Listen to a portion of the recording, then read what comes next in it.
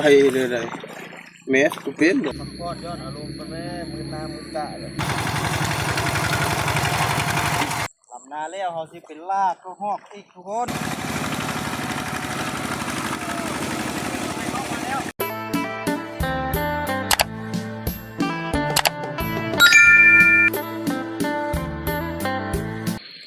เอาทุกคนทักทายสบายดีทุกคนมื้อนี้เนาะมาลำนาพ่อแม่พี่น้องนี่ทีมงานลำนาของสุขสันต์ทุกคนมื้อนี้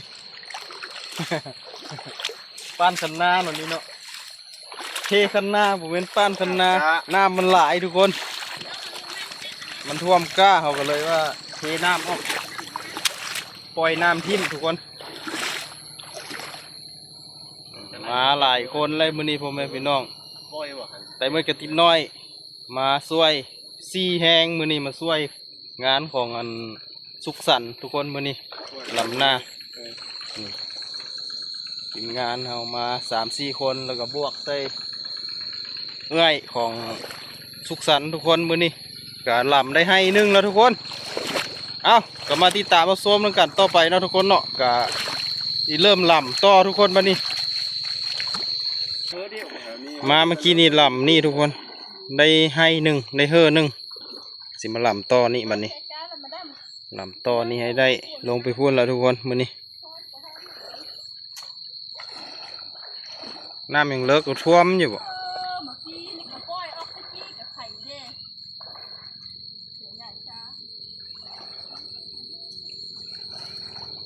ลำตูนมาแต่ลำอุ่นมาพอดีดันมาโอ้เปียงเดี๋ยวต้องอีกก็นี่ในดูจะมีวันออกกันก่อนตื้อเนี่ยเบิ่งบุเห็นบุล้ำมันท่วมอยู่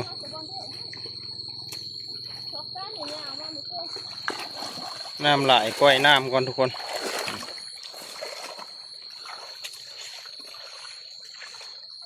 มันเลิกขนาดนี้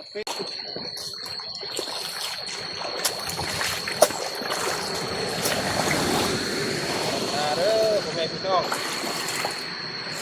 ลำนาช่วยสุขสันต์มื้อนี้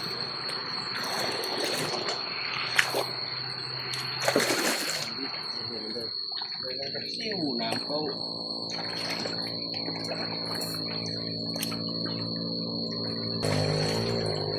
คันก้านมันก็ซักซักเสร็จแล้วพักคนเลยก็ซัก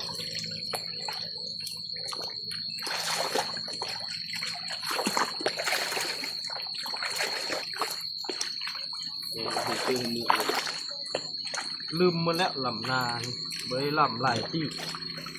กูมีอะไรเป็นยุคเลยเจ้ากระซาดทำไมอันนี้ลำนา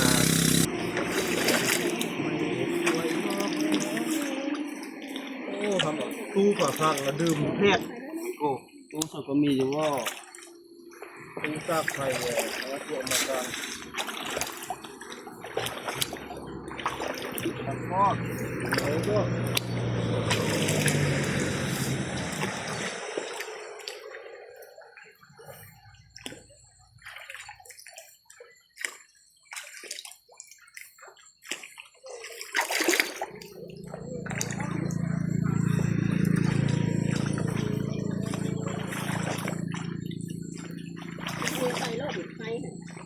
ไกลเลยเลยแมสกูเป็นบ่อบคณะกันเอาไข่กมูแล้วได้มาลำนา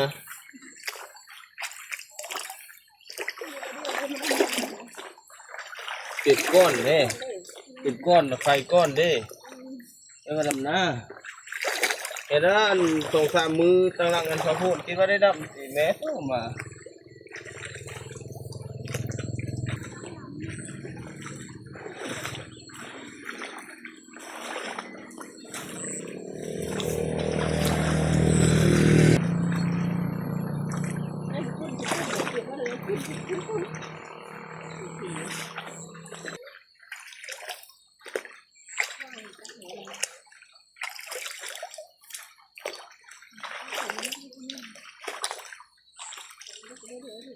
ม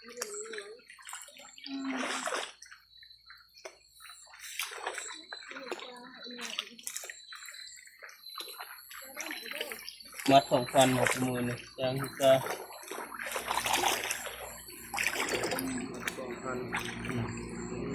บาทโอ้โห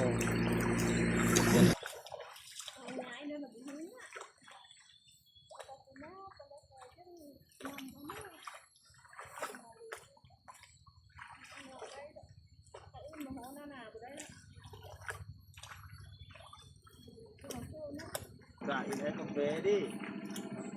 เขาเรียนเขาเรียน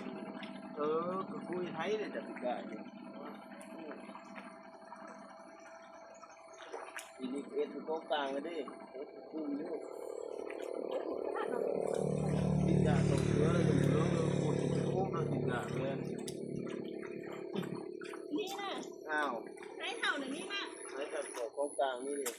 แต่ว่าเขาหามขนาดไหนอันนี้แล้วก็ได้ก็บัตร10 อย่างแล้วได้ กลางนี่นะกลางนี่เขาของเขาทีนี้เขานึ่งเขากินเบอร์เขาก็น้อยแล้วก็มัน2 ล้านไปทุกวันก็ตาเปล่าเลยเขาเบื่อลูกหมดประมาณ6 เป้าเลยเนี่ยประมาณ6 เป้านี่เขาใส่แต่ซื้อแล้วซื้อก็เข้าพัดโทนเขาก็พัดเงินเขาจะก้อนเป็นไร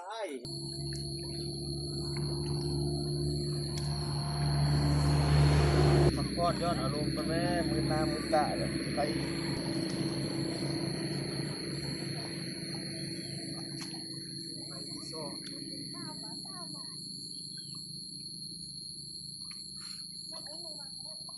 ลงมาชุดก้าวมาชุดก้าวมาชุดตัดที่หน้า ว่าเอ็นยาว สนานเขาท่านานฮอตแล้วคือเมื่อยเฮงบุญนึ่งฮอตบุญนึ่งฮอต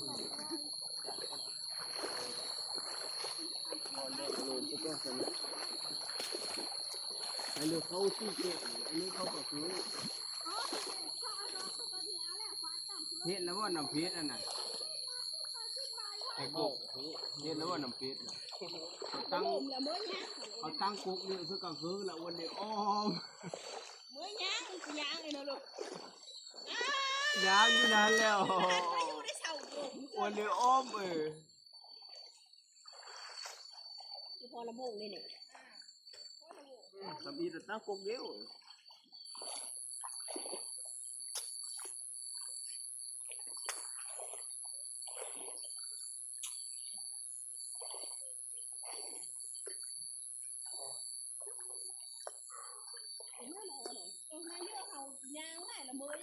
อ้าวเล่น อันนี้ไหม เป็นนั่นเลยพานอยู่ปะ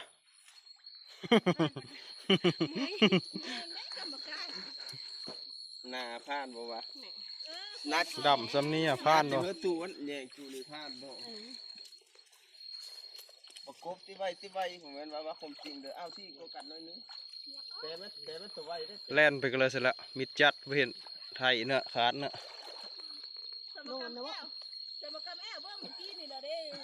เหมือนนอนเลยให้เลยสำลักขาคิดยุ่นบ่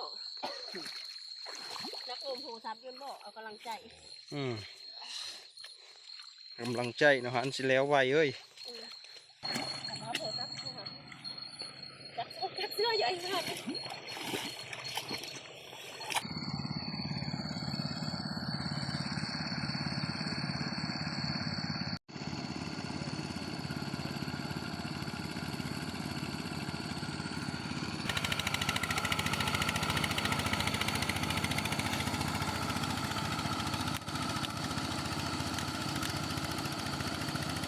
นายพรานแล่นคาดหน้า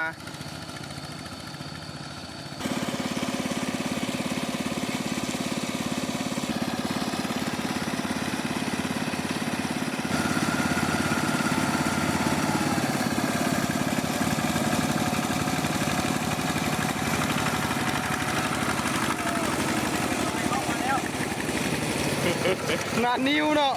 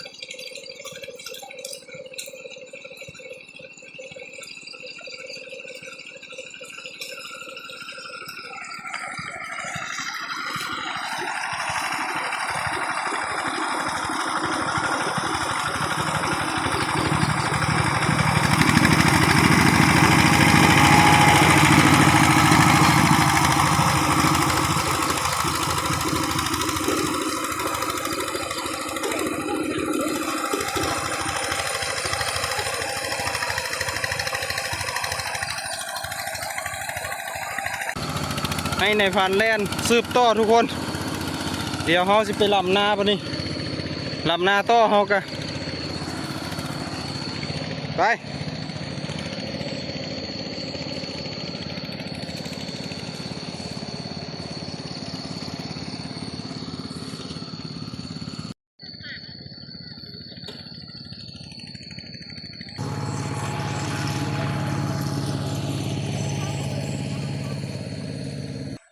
นาเด้อทุกคนลำนาช่วยทุกสันใส่ล่ามือนี้ลำนาแล้วเขาสิเป็นล่าก็หอกอีกทุกคนรอติดตามช่วงต่อไป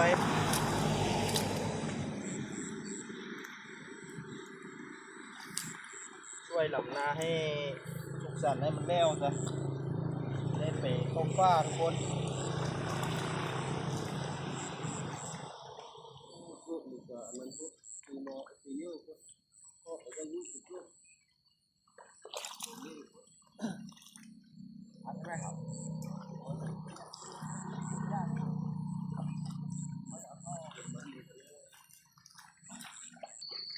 ำเร็จไป3ให้ทุกคนพักผ่อนก่อนทุกคนวันนี้สวยละถ่ายบรรยากาศให้ท่านผู้ชมเบิ่งเนาะมาเบิ่งแม่กับกัวทุกคนยกกะมือนี้พอเยอะกะนี่คือมันน้อยยันบ่พอเสียงตัวนี้บ่บ่พอแล้วเบิ่ง ได้ยังอันนั้นสิอะไรอันนั้นก็ไล่ได้อันนี้มุ่งลูกเหลว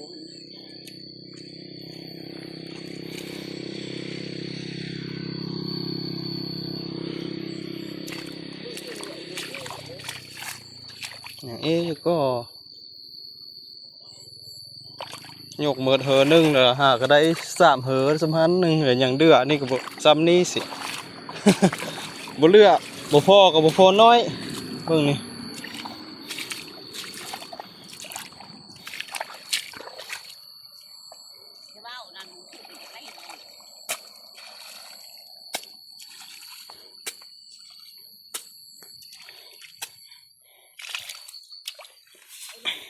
ก็มันน้อยทุกคนมันบ่เยอะหมดเลย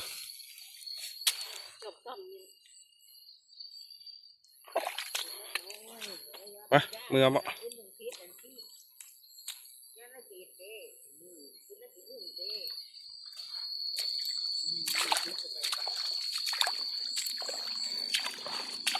เอ็ดมันเยอะกว่านี้แม่3 มัดจึงมัดหนึ่งแม่2 มัดซะมัดหนึ่งอ่ะน้อยโพดบุพอเลยจับไหลเตือ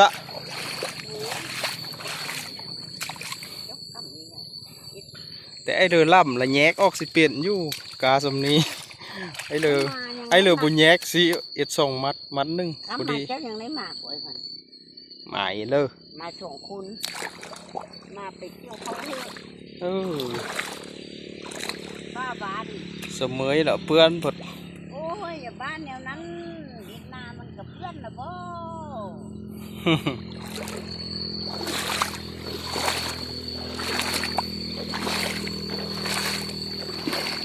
ลำเลยน้อยหนึ่งทุกคนบุเลยหลาย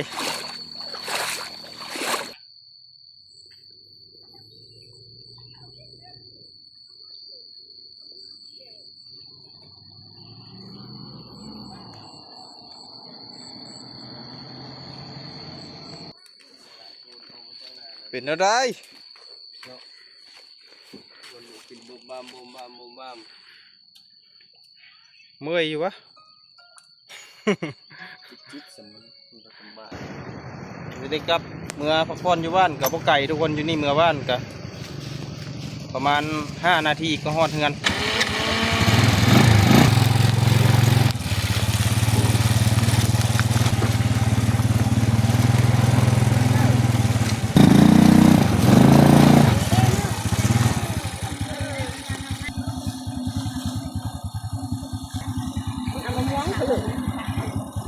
ม่วงก็พอด